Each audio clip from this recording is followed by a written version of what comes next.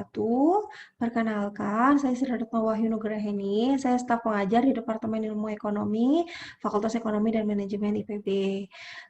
Pada pertemuan kali ini, terutama ini yang pertama ya, untuk kita bertemu di praktikum teori mikroekonomi 1, mungkin saya akan memberikan sedikit gambaran mengenai apa saja sih yang akan kita pelajari di mikroekonomi 1 di sesi UTS dan UAS.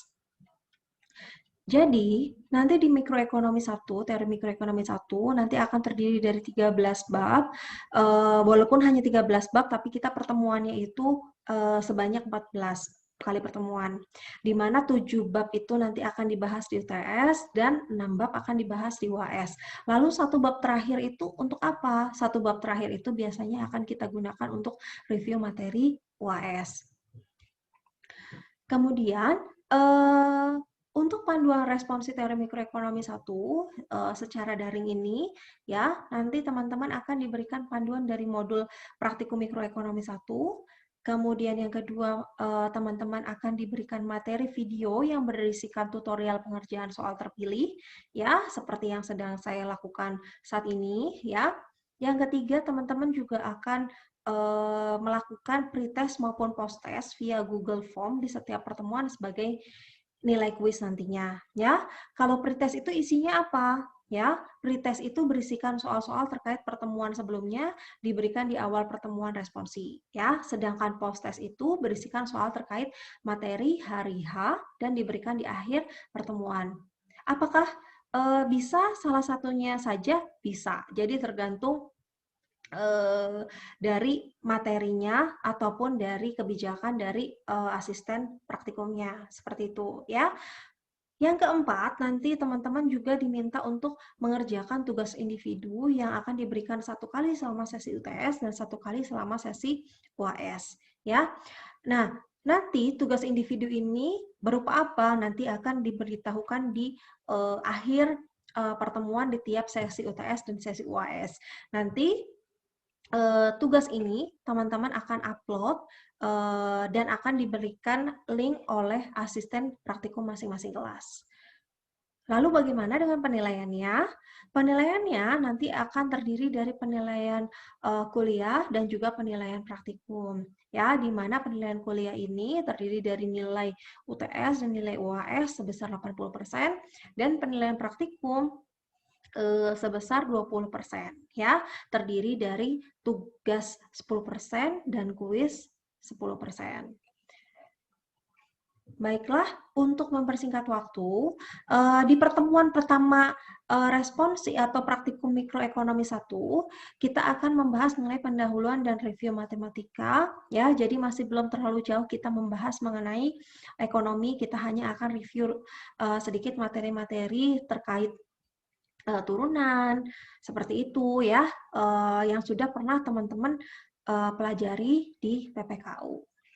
Oke, misal saya punya soal yang pertama, yaitu diketahui Y sama dengan fungsi X1 dan X2 sama dengan 4X1 ditambah 4X1 kuadrat ditambah 3X2 kuadrat.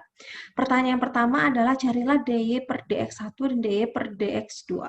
Ya, yang B, berapa nilai DY per DX1 dan DY per DX2 di atas jika X1 sama dengan 1 dan X2 sama dengan 2. Yang C, cari diferensial total untuk fungsi tersebut. Nah, untuk yang A, ya, di sini teman-teman pasti sudah tahu ini hanya turunan terhadap salah satu variabel. Misalnya di sini kan hanya ada 2 variabel ya, X1 dan X2. Artinya DY per DX1 dan DY per DX2 ini adalah turunan parsial dari fungsi Y ini. Oke.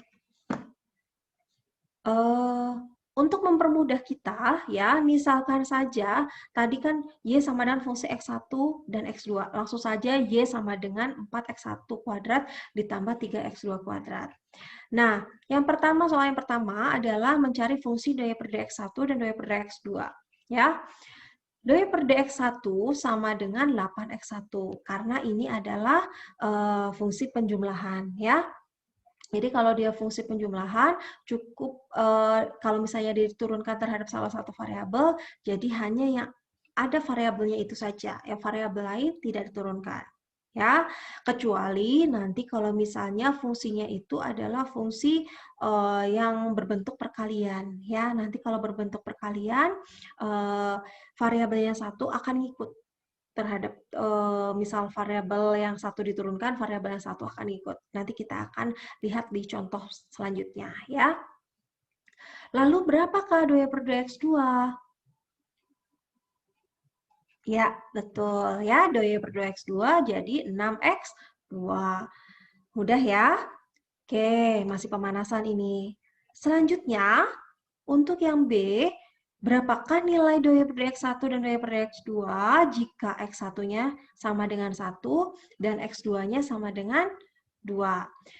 Berarti kita langsung masukkan saja x1 dan x2 ini ke fungsi turunan parsial dari masing-masing variabel. Jadi kalau misalnya 2y/x1 kan di sini hanya ada x1, berarti hanya masukkan x1. Ya, berarti 2y/x1 adalah sama dengan 8 dikali 1.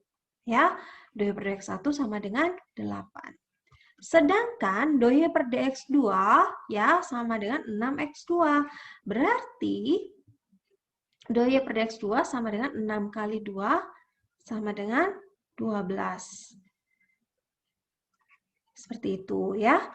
Oke. Untuk yang C, carilah diferensial total fungsi tersebut. Ya, diferensial total fungsi tersebut artinya kita sudah tidak lagi menurunkan terhadap satu-satu variabel, tapi kita turunkan terhadap kedua variabel. Ya, sambil diingat-ingat gimana nih cara menurunkan terhadap seluruh variabel atau kita mencari diferensial totalnya. Ya, berarti ya, seperti ini ya. DOY sama dengan 8x1 dx1 ditambah 6x2 dx2. Mudah ya untuk soal nomor 1. Ini masih pemanasan ya. Oke, selanjutnya untuk soal nomor 2, misal diketahui terdapat dua fungsi, yaitu fungsi xy sama dengan XY. Nah, ini yang tadi saya sudah sebutkan ya. Kalau misalnya perkalian seperti ini fungsinya, nanti kalau misalnya diturunkan terhadap X, Y-nya pasti ngikut. Kalau diturunkan terhadap Y, X-nya juga ngikut. Nanti kita lihat ya. Kemudian fungsi yang satu adalah min X kuadrat, min 2X, min Y kuadrat, plus 4Y, plus 5. Cari nilai maksimum kedua fungsi tersebut jika jumlah X dan Y adalah 1. Perintahnya adalah selesaikan dengan menggunakan cara substitusi dan dengan metode Lagrangian. Ya, kalau mungkin metode substitusi teman-teman sudah pernah mendengar ya, tapi kalau metode Lagrangian mungkin masih baru-baru, tapi nanti kita akan pelajari di mikroekonomi 1 ya, terutama di sesi UTS itu akan banyak sekali soal-soal terkait Lagrangian. Oke. Kita ketahui dulu untuk fungsi yang pertama, yaitu fungsi X dan Y sama dengan XY atau X dikali Y. Ya. Kemudian diketahui yang kedua, penjumlahan antara X dan Y adalah 1. Kalau secara matematisnya kita bisa tuliskan X ditambah Y sama dengan 1. Nah, yang pertama kita gunakan metode substitusi. Ya, metode substitusi itu gimana sih? Ya, kita mensubstitusikan nilai ini, kan kita mau mencari nilai maksimum dari fungsi. Ya, nilai maksimum dari ini, fungsi ini, XY, X kali Y, tapi kita ada sebut sebagai kendala, ya, penjumlahan X dan Y itu sama dengan 1. Ya, nah, berarti kita bisa rubah menjadi X sama dengan ataupun Y sama dengan. Boleh dua-duanya, tapi di sini saya akan merubahnya menjadi X sama dengan 1 min Y. Lalu apa selanjutnya yang harus saya lakukan? Saya substitusikan X ini ke fungsi X kali Y ini. Jadinya seperti apa? X-nya saya substitusikan, 1 min Y dikali Y, ya. Nanti kan hanya jadi fungsi Y saja, ya. karena X-nya hilang. Jadi nanti di sini kita bisa sebut fungsi Y sama dengan Y min Y kuadrat. Lalu, untuk mencari nilai maksimum, coba teman-teman ingat-ingat. Cari nilai maksimum, cari nilai minimum. Yang harus teman-teman lakukan adalah mencari atau melakukan turunan pertama terhadap fungsi tersebut. Ya, yang membedakan dia maksimum atau minimum nanti di turunan keduanya, ya. Tapi kalau misalnya kita hanya ingin membuktikan cari nilai maksimum, cari nilai minimum, berarti yang perlu kita lakukan hanya mencari turunan pertama dari fungsi tersebut, ya, dan nilainya harus sama dengan 0. Ya, kita lakukan diferensiasi terhadap fungsi FY. Ya, berarti turunan pertama terhadap Y adalah 1 min 2Y, sama dengan 0. Lalu, kita pindahkan ruas, 2Y-nya ke kanan, ya, 1 sama dengan 2Y. Y-nya menjadi sama dengan setengah. Ya. Oke. Selanjutnya, kita tadi di sini ada persamaan nih, X sama dengan 1 min Y. Ya, berarti kita kurangkan X sama dengan 1 min setengah, X-nya nilainya sama dengan setengah. Coba teman-teman hitung, betul tidak penjumlahan X dan Y itu sama dengan 1? Betul ya, setengah ditambah setengah. Oke. Pertanyaannya sebetulnya bukan hanya mencari X dan Y. Pertanyaannya adalah cari nilai maksimum dari fungsi tersebut. Ya, berarti nilai maksimum dari fungsi tersebut adalah ini nih, ya, X dikali Y, ya. Nilai maksimum fungsi tersebut adalah X dikalikan Y, yaitu sama dengan 1/4. Mudah ya? Oke. Selanjutnya, ya, ini diketahuinya masih sama, ya. Cuma sekarang metodenya saja yang berubah. Ya, metodenya yang berubah. Kalau tadi menggunakan metode substitusi, sekarang kita menggunakan metode Lagrangian. Nah, bagi yang bertanya-tanya nih, apa sih sebetulnya metode Lagrangian? Ya, metode Lagrangian itu, ya, simbolnya itu seperti L, seperti inilah, ya, seperti L ada ekornya, ada ekornya di sini, ya. Sebetulnya kalau misalnya simbol dari Lagrangian itu bisa bermacam-macam, tergantung textbook yang digunakan. Tapi untuk mikroekonomi 1, textbooknya biasanya simbolnya adalah L seperti ini, ya. Oke, kembali lagi ya. Jadi Lagrangian itu merupakan ya suatu persamaan yang mengandung fungsi tujuan ditambah lambda fungsi kendala. Lambda dikali fungsi kendala. Ya. Sekarang kita definisikan dulu. Jadi kalau kita mau menggunakan metode Lagrangian, kita harus mendefinisikan terlebih dahulu apa sih tujuan kita, apa sih kendala kita. Ya, tadi di soal kan sudah disebutkan bahwa tujuannya adalah mencari nilai maksimum. Ya. Berarti tujuannya adalah ini, ya, nilai maksimum fungsi. Kemudian kendalanya jumlah X dan Y itu sama dengan 1. Nah, tapi fungsi kendala itu kita harus menuliskannya adalah sama dengan 0. Ya, tapi X dan Y-nya itu yang harus kita pindahkan ke sisi yang hanya ada angka. Jadi 1 min X min Y sama dengan 0. Ya, jangan X plus Y min 1 sama dengan 0. Ya, dirubahnya 1 min X min Y sama dengan 0. Seperti itu. Jadi penulisan fungsi Lagrange seperti apa? Tujuannya adalah maksimisasi fungsi, yaitu X kali Y, ditambah lambda fungsi kendala, 1 min X min Y. Seperti itu, ya. Oke. Langkah selanjutnya yang harus teman-teman lakukan ketika menggunakan metode Lagrangian adalah melakukan diferensiasi terhadap masing-masing variabel atau diferensiasi parsial. Kalau tadi kan teman-teman langsung tuh ya turunan dari X1 turunan terhadap X2 ya, turunan fungsi Y terhadap X1 ataupun X2. Nah, sekarang ini agak lebih naik dikit lah ya.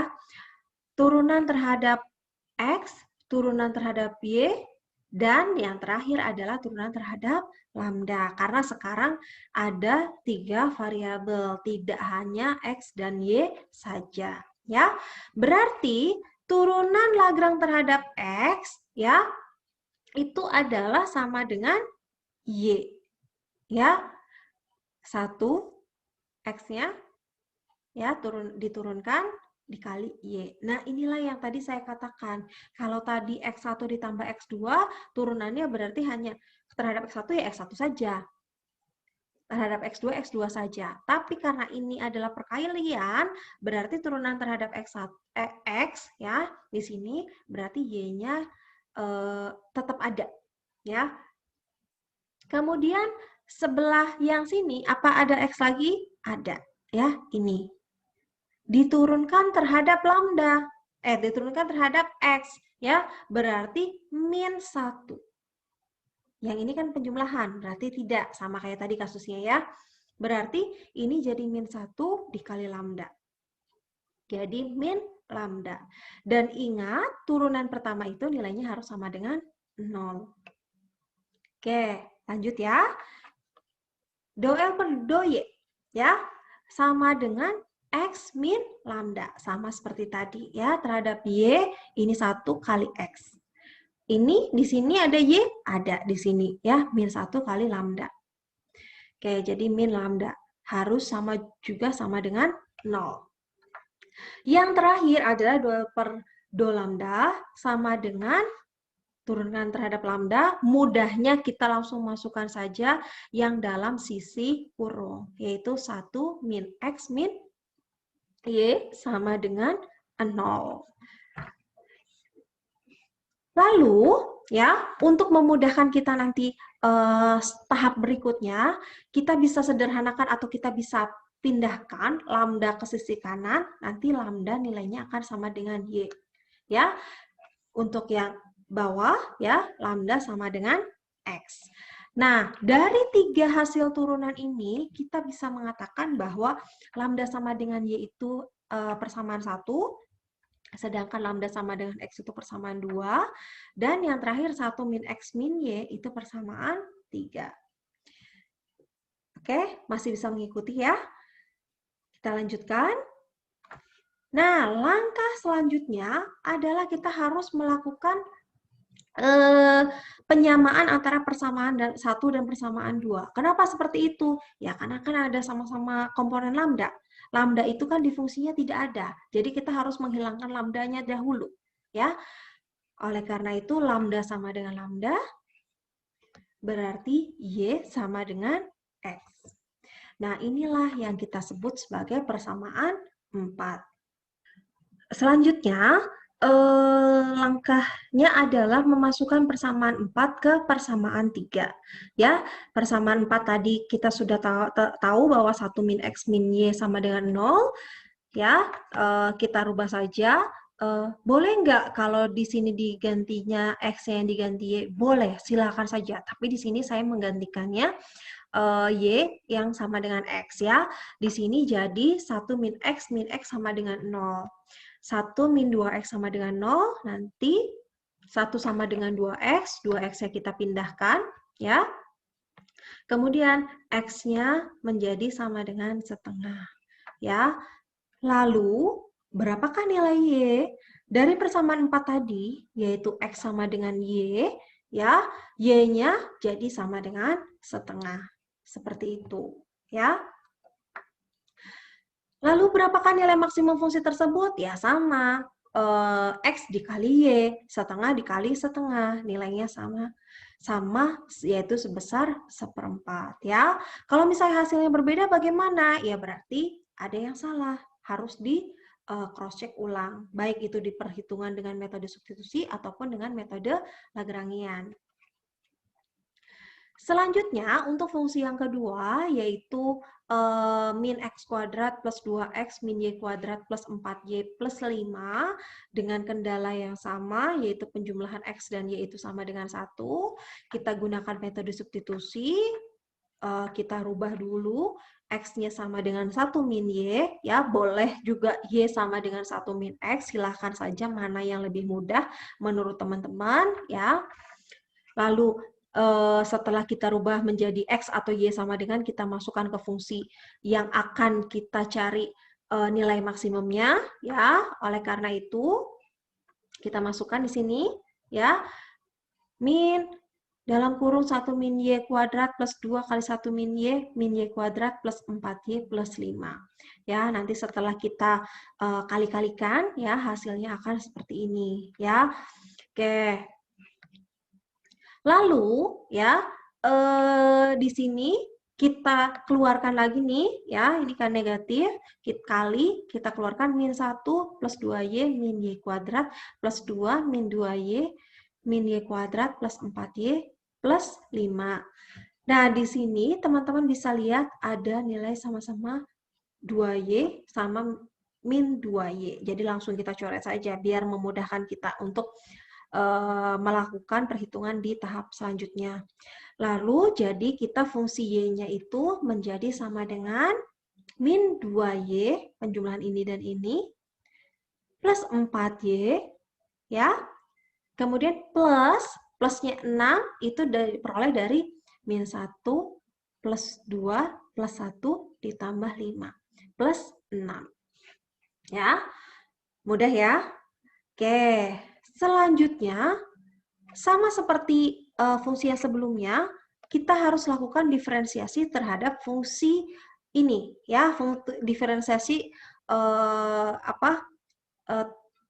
pertama, ya, turunan pertama, cari turunan pertamanya. F aksen Y berarti sama dengan, ya, min 4Y ditambah 4.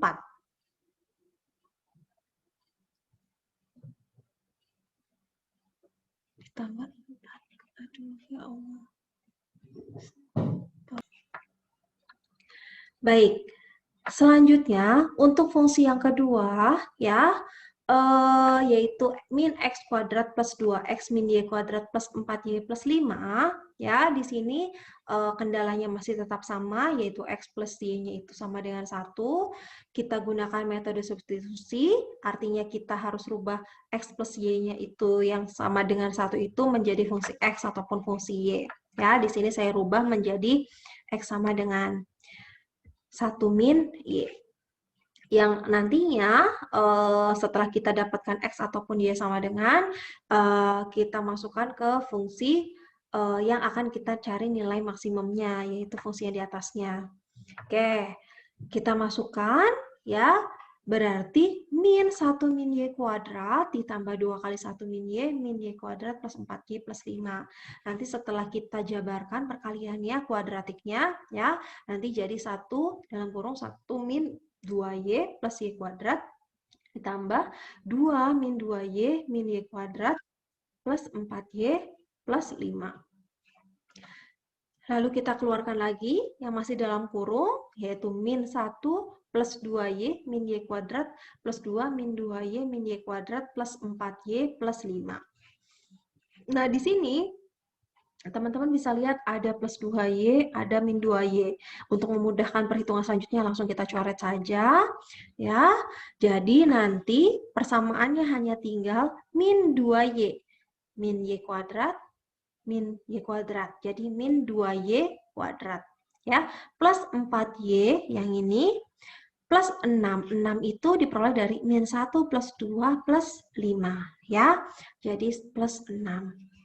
Lalu, sama seperti sebelumnya, kita harus melakukan turunan pertama terhadap fungsi FY, karena sekarang hanya tinggal fungsi Y saja. Ya, turunan pertamanya nilainya harus sama dengan 0, yaitu min 4Y plus 4. Ya, ingat, ini penjumlahan. Berarti nanti kita pindahkan 4 ini ke sisi kanan ya. Jadi harusnya min 4Y sama dengan min 4. Ya langsung aja lah ya, kita rubah 4Y sama dengan 4, nanti Y-nya ketemu sama dengan 1. Nah, Y sama dengan 1, ya, tadi kan kita udah dapat nih, ya, persamaan yang awal, kendalanya kita rubah jadi X sama dengan 1 min Y, berarti kalau Y sama dengan 1, maka dari itu X-nya akan sama dengan 0. Lalu, berapakah nilai maksimum untuk fungsi tersebut? Ya, nilai maksimumnya berarti sama dengan min X kuadrat plus 2X min Y kuadrat plus 4Y plus 5. Ya, tinggal kita masukkan saja nilainya. Ya, karena ini X-nya sama dengan 0, 0, berarti min 2 kuadrat plus 4 kali 2 ditambah 5. Ya, min 4 plus 8 plus 5. Nanti ketemu nilai maksimum fungsinya adalah sebesar 9. Itu kalau menggunakan metode substitusi. Lalu, bagaimana kalau kita menggunakan metode Lagrangian? Ya sama seperti tadi, metode Lagrangian atau fungsi Lagrangian itu terdiri dari fungsi tujuan ditambah lambda fungsi kendala. Tujuannya apa? Ya tadi, ya maksimisasi fungsi tersebut ya yang saya tunjuk tanda panah ini, fungsi ini. Kemudian kendalanya apa? Kendalanya ya penjumlahan antara X dan Y itu sama dengan 1 ya. Tadi kita harus rubah jadi sama dengan 0, tapi kita pindahkan yang variabelnya ke sisi yang hanya angka ya. Jadi fungsi kendalanya 1 min X min Y sama dengan 0.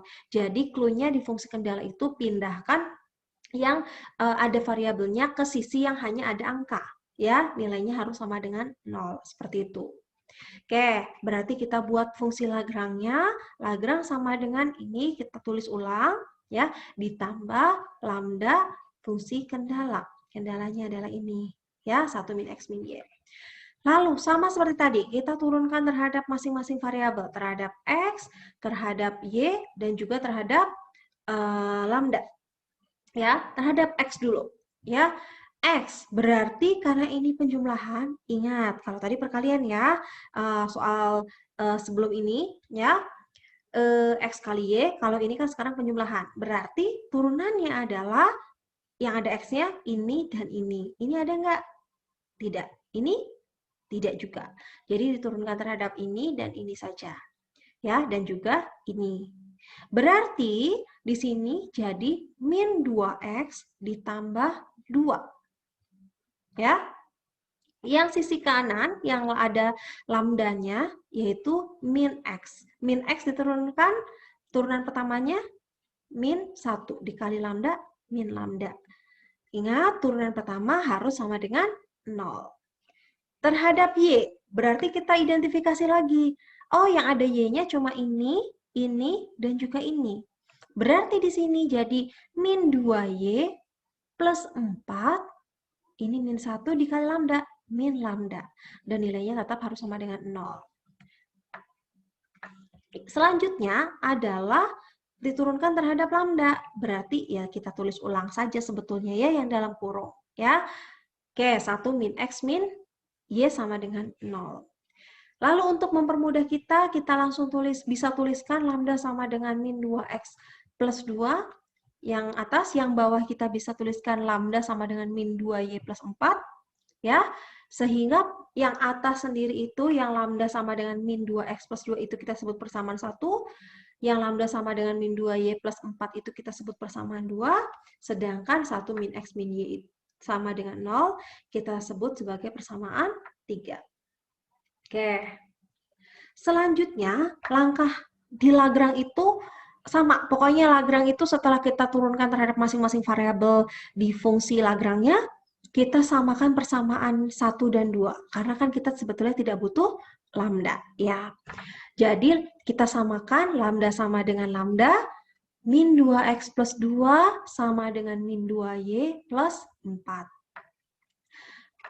Kita pindahkan si 2Y-nya yang angka kita pindahkan, jadi ini plus 2Y sama dengan 2. Ini kan min, pindah ke sini, ya, jadi 2. Kita sederhanakan, sama-sama kedua sisi kita bagi 2, Oh, sorry, kita pindahkan dulu ya. 2Y sama dengan 2X plus 2, baru kita bagi 2, yaitu Y sama dengan X plus 1. Nah, inilah yang kita sebut sebagai persamaan 4. Ya. Oke. Selanjutnya, ya, masukkan persamaan 4 ke persamaan 3. Ya, tadi persamaan 3-nya itu 1 min X min Y.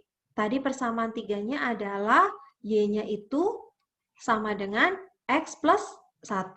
Ya, berarti kita masukkan X plus 1 Y-nya.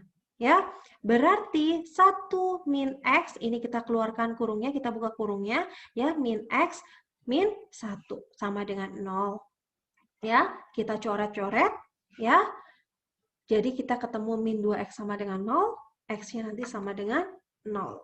Ya, oke. Kalau X-nya sama dengan 0, tadi dari persamaan 4 kan ada Y sama dengan X plus 1. Ya, berarti Y sama dengan 0 ditambah 1. Y-nya nanti ketemu sama dengan 1. Ya, oke. Nilai maksimumnya berarti adalah ya sama seperti tadi. Ya, dimasukkan ke masing-masing nilai X dan masing-masing nilai Y. Nanti sama harusnya ketemunya. Nilai maksimumnya untuk fungsi yang kedua ini adalah sebesar 9. Jadi, kesimpulannya adalah baik menggunakan metode substitusi maupun menggunakan metode Lagrangian harusnya menghasilkan nilai atau hasil yang sama, angka yang sama. Kalau misal pun berbeda, berarti harus ada yang teman-teman cross-check kembali. Apakah itu di metode substitusinya ataukah metode Lagrangian. Ya. Jadi, lebih mudah yang mana? Metode substitusi atau metode Lagrangian? Untuk lebih lanjutnya lagi, ya, mempelajari mengenai mikroekonomi 1, teman-teman bisa move ke next chapter, ya. Mungkin itu saja yang bisa saya sampaikan. Terima kasih banyak, ya. Mohon maaf bila ada kesalahan. Terima kasih. Wassalamualaikum warahmatullahi wabarakatuh.